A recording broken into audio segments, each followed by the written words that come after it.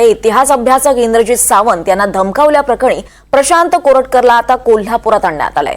छत्रपती शिवाजी महाराजांबाबत वादग्रस्त विधान करणाऱ्या प्रशांत कोरटकरची तेलंगणातून त्याच्या मुसक्या आवळण्यात आल्यात। जवळपास महिनाभरापासून फरार असलेला प्रशांत कोरटकरला अखेर पोलिसांनी अटक केली आहे।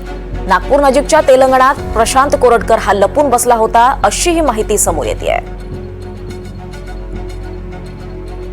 प्रशांत कोरटकरला आता कोल्हापुरात आणण्यात आलाय। यावर अधिक माहिती घेऊयात। आपल्यासोबत आपले प्रतिनिधी विशाल पुजारी आहेत। विशाल, इंद्रजित सावंत यांना धमकावल्याप्रकरणी आता प्रशांत कोरटकरला अखेर अटक झाली आणि आता त्याला कोल्हापुरात आणण्यात आलाय। नेमक्या कशा यापुढे घडामोडी घडणार आहेत आज दिवसभर? नक्कीच दीपाली, काल कोरटकरला कोल्हापूर पोलिसांनी तेलंगणामधून ताब्यात घेतला आणि त्याच्यानंतर आज सकाळीच कोल्हापूरमध्ये आणलेला आहे। आता कोल्हापुरात आणल्यानंतर याचे मेडिकल रिपोर्ट देखील करण्यात येतील, त्याच्यानंतर न्यायालयात देखील हजर करण्यात येणार आहे। मात्र गेल्या काही दिवसांपासून कोरटकर जो आहे तो पोलिसांना सापडत नव्हता। अनेक प्रयत्न केल्यानंतर कोल्हापूर पोलिसांना तेलंगणामध्ये कोरटकरचा तपास लागला आणि त्याच्यानंतर कोल्हापूर पोलिसांनी त्याला आता सध्या कोल्हापुरात आणलेला आहे। तर छत्रपती शिवाजी महाराज असतील, छत्रपती संभाजी महाराज असतील यांचा अवमान केल्याप्रकरणी त्याच्यावर गुन्हा दाखल झाला आणि त्याच्यानंतर त्याचा तपास करण्याची प्रक्रिया जी आहे ती कोल्हापूर पोलिसांकडून सुरू होती।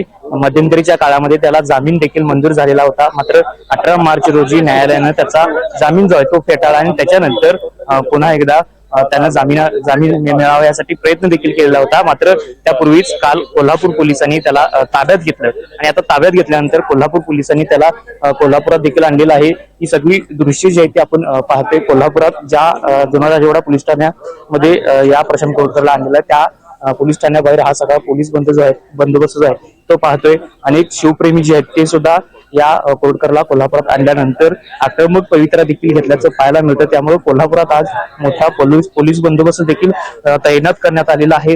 या सगळ्या पार्श्वभूमीवर शिवप्रेमी नेमकी काय प्रतिक्रिया देतात याचं देखील आपण प्रतिक्रिया देतो। काय नेमकी आज कोरटकरला कोल्हापुरात आणल्यानंतर काय नेमक्या छत्रपती शिवाजी महाराजांच्या बद्दल अवमानास्पद वक्तव्य करणारा कोरटकर गेले महिनाभर सापडत नव्हता।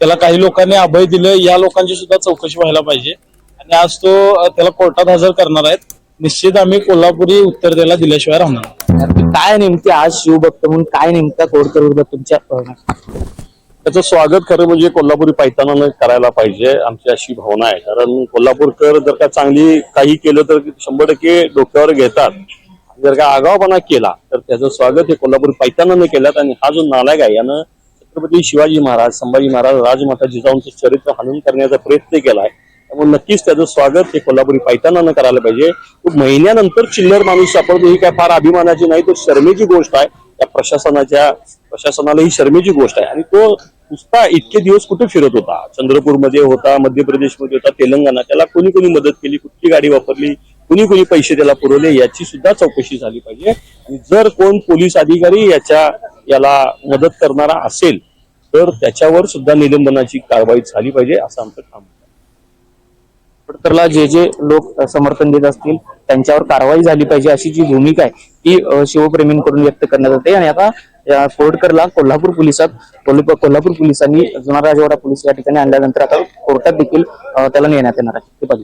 नक्कीच विशाल, धन्यवाद या सगळ्या सविस्तर माहितीसाठी।